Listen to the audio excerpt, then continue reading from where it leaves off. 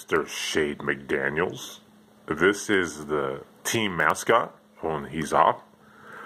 And, well, for a little morning stretch. But you will see him intermittently at times throughout these videos as he is project supervisor as well as safety coordinator. And he does a great job, don't you, Shade? Shade McDaniels III.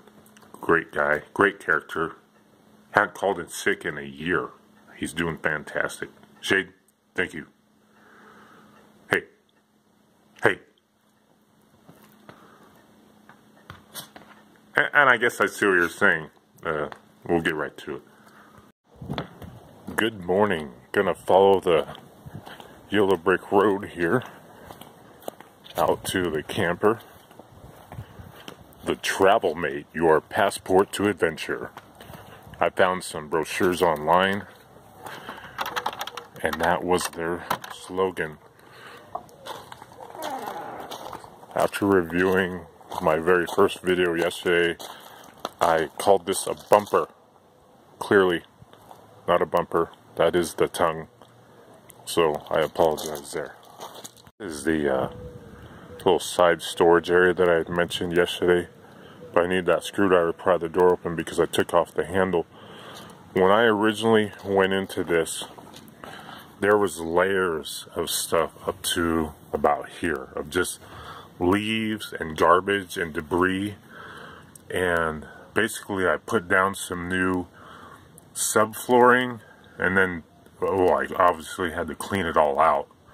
I thought about leaving it just to give it kind of a retro feel, just really some foliage, but ultimately decided to clean it all out, put down some subfloor and some laminate on top. I didn't get real carried away because here again, this is soft.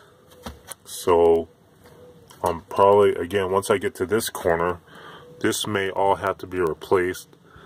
And at that point, I'm just trying to make it sound enough to not take on any additional damage. Well, because this is going to be a longer process because I don't need this thing. So I'm just going to take my time and enjoy it. And will it become my retirement home? Probably. So why not do it right? You can see here on the water tank, instead of using this freshwater inlet, at some point somebody decided, hey, let's get a funnel, and then they do stuff like this. I mean, why? Aluminum foil and caulking. I know I've tried it, but just seems like there might have been a better way to do that. So there was a battery in here that was dead.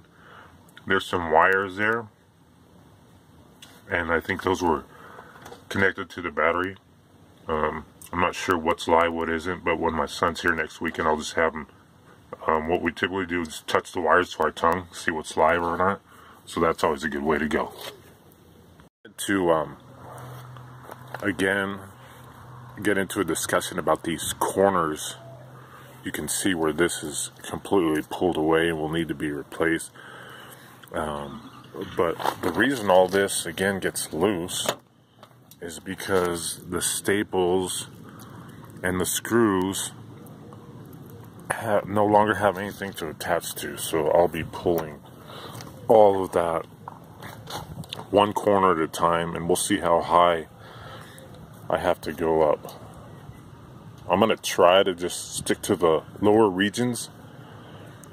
I don't know that I feel confident in my abilities to pull, as I've seen some people do. They will pull an entire wall at a time. So every corner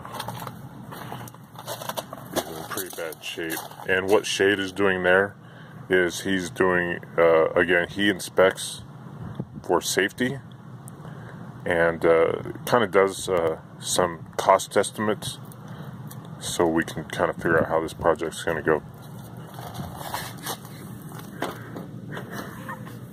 One more corner. This is the driver's rear corner. Again, pulled up. Most of it's not terrible. Well, actually, yeah, you can see that wood, kind of. Not really. Again. And gives you an idea where it just needs to be replaced. I mean, you could leave this camper as is and use it, you know, but I'm just doing this for fun more than anything, so why not get it up, get that old rotting wood out of there, because you can see, I don't know if you can see, there's a screw there. It's actually not screwed in anything because there's nothing there. So, I don't know, it's kind of interesting. Shade has just made an official determination to not make this work day on the camper, and he's shut down the job site for today for safety reasons. And when he makes that determination, we listen.